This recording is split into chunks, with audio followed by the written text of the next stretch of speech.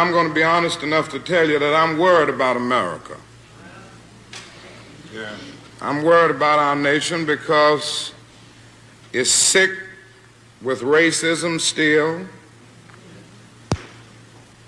Just think about the fact that we live in a nation which was founded on the principle that all men are created equal. And yet men are still arguing over whether the color of a man's skin determines the content of his character. And I believe that the Lord told me to say to the United States of America that is sick with militarism and is sick with excessive materialism. Have you ever thought about it? There are between 38 and 50 million people in the United States of America who are poverty-stricken, making incomes less than the poverty level.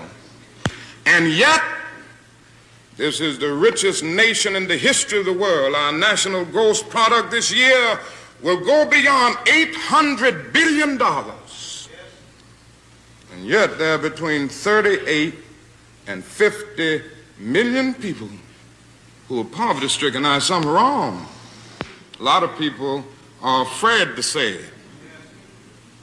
But I don't mind saying it. You see, somebody said to me the other night, don't you think, Dr. King, you are going to have to start speaking more in terms of the administration's policy?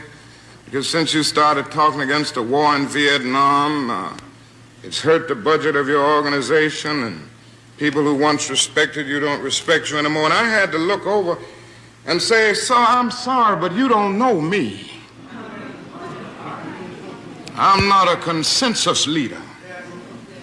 I don't determine what is right and wrong by looking at the budget of my organization, and I don't determine what is right and wrong by taking a Gallup poll of the majority opinion. And so, because there's something wrong, our struggle must continue. And what we must see is that our nation's summers of riots are caused by our nation's winters of delay.